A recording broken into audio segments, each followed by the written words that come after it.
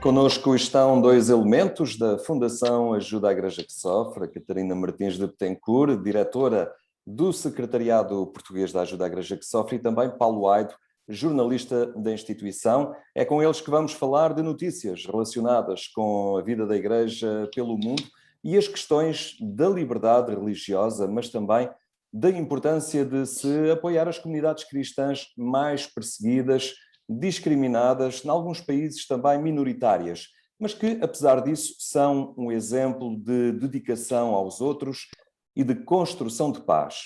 É o caso de Myanmar. On February 1st, a military coup overthrew the government of Myanmar. 4 months later, violence continues to rage on throughout the country. Now, aid to the church in need is stepping in to provide extra support to priests, religious sisters, catechists, and needy families in Myanmar. The church is emphasizing both by her appeals and still more by her work that as a small minority in this country, she will do everything possible to promote peace and the development of the nation.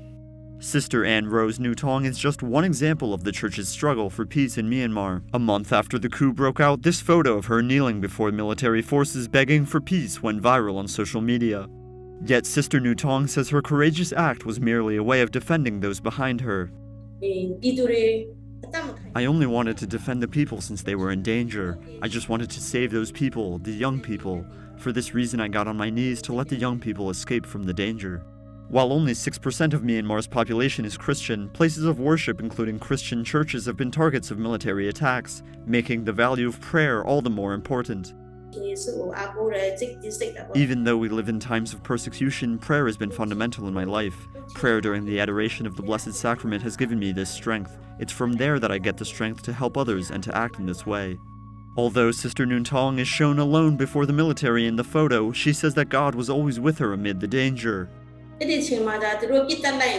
Holy Spirit led me to make this gesture. I thought that God was working through me to save these people. For this reason, I did it. Pope Francis has been one of the world's most outspoken global leaders on the crisis in Myanmar. In May, he dedicated a Mass in St. Peter's Basilica to pray for peace in the country and encouraged Christians to promote peace in their own lives. So che alcune situazioni politiche e sociali sono più grandi di voi, ma l'impegno per la pace e la fraternità nasce sempre dal basso.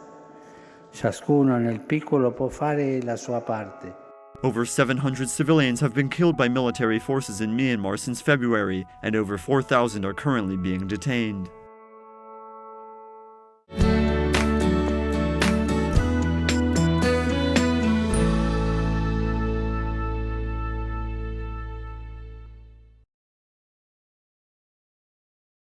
Myanmar é um país que atravessa tempos complexos desde que os militares tomaram o poder, a 1 de fevereiro. Desde então, somam-se manifestações de protesto, grande repressão por parte das autoridades e muitos mortos e feridos. Paulo Aido, a Igreja tem pedido ajuda para as populações em fuga. É verdade, Henrique, e a Igreja tem sido, nestas semanas, nestes meses, desde que os militares fizeram o golpe de Estado, que foi no dia 1 de fevereiro, talvez o mais poderoso aliado da paz neste país. A situação de facto dramática. Por um lado, tem havido inúmeras manifestações de protesto contra os militares e, por outro lado, os soldados têm respondido com uma violência brutal, disparando contra as populações, atacando não só nas principais cidades, mas também em vilas e aldeias e não respeitando sequer as pessoas que se têm abrigado, por exemplo, em igrejas, o que é terrível. Isso aconteceu no final do mês de maio, é mais do que uma localidade, com um balanço trágico de mortes e feridos. E já este mês, os bispos de Myanmar, país que também é conhecido como a Birmânia, pediram a abertura de corredores humanitários para a assistência às populações deslocadas. É preciso explicar que, desde o golpe de Estado, em que o governo de Aung San Suu Kyi, que foi deposto e a Prémio Nobel foi colocada em prisão domiciliária, desde então, eu dizia, já foram mortas mais de 850 pessoas e mais de 6 mil estão detidas. E o número de feridos é também na ordem dos milhares. E a Fundação AES, aliás, como vimos neste filme, tem sido uma das vozes que se tem erguido na defesa das populações contra a tirania dos militares. Este é um daqueles casos em que estamos perante uma verdadeira tragédia humanitária que mostra também a importância enorme que tem a Igreja, mesmo num país, como é o caso, tem um número muito pequeno de fiéis. Myanmar é um país maioritariamente budista, os cristãos são cerca de 8% apenas da população. No entanto, e o filme que vimos recorda-o, apesar de serem tão poucos, os cristãos têm liderado esse esforço pela paz contra a violência gratuita. Aliás, a imagem da irmã Anne Rose, ajoelhada no chão frente a um grupo de soldados, de armas na mão, implorando para eles não dispararem contra os manifestantes que estavam atrás de si, será seguramente um dos símbolos mais poderosos desta crise e, atrevo-me até a dizer, um dos símbolos mais poderosos da força dos militantes da paz. A igreja é também isto. Esta irmã, de joelhos no alcatrão da rua, impediu que os soldados disparassem contra os manifestantes e impediu com esse gesto, provavelmente, que mais algumas pessoas perdessem a vida em Myanmar. E a Fundação AES tem procurado estar também nesta linha da frente dos que exigem o fim da violência, o fim imediato dos ataques a igrejas e espaços religiosos e a proteção das populações. Já bastam os 850 mortos e os milhares de feridos desde o dia 1 de fevereiro. É preciso mesmo, Henrique, ajudar a construir a paz. Outro país que vive também tempos difíceis é a Nigéria. O Boko Haram é um grupo jihadista que tem lançado campanhas de terror desde 2009 e também aqui, também na Nigéria, as igrejas não têm sido poupadas e já foram palco de ataques e de violência.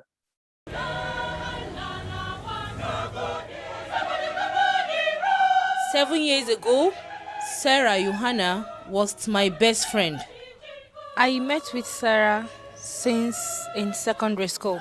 We sang together till the day she died. I spent time with Sarah in so many ways. We laughed together. We practiced with Sarah in the church and outside the church. We walk on the road, practicing, singing. On that fateful Sunday, the 28th of October 2012, we left our houses so happily to come to the church as usual to celebrate Mass.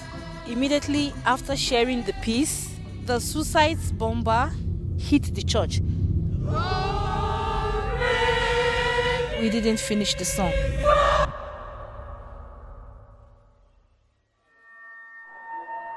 Some people crying, people shouting. All I could see on my body was blood. And I lost one of my eye. And because of that day, I have scars that will remain in my body forever. There's nothing to be ashamed of, because whenever I see myself, when I look at my face in the mirror, I say, God, you know all. Sarah died in my presence.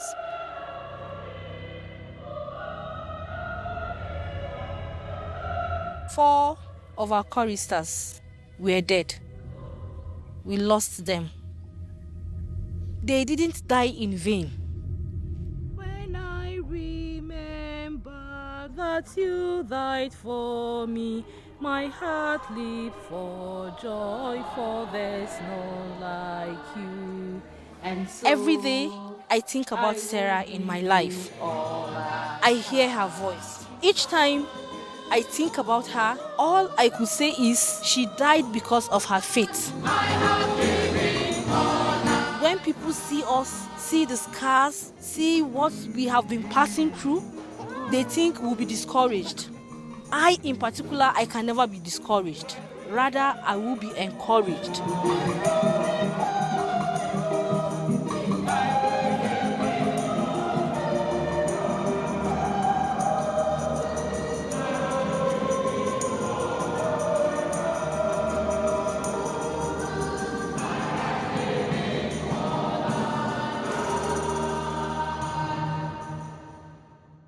Nem as igrejas são poupadas aos ataques dos terroristas.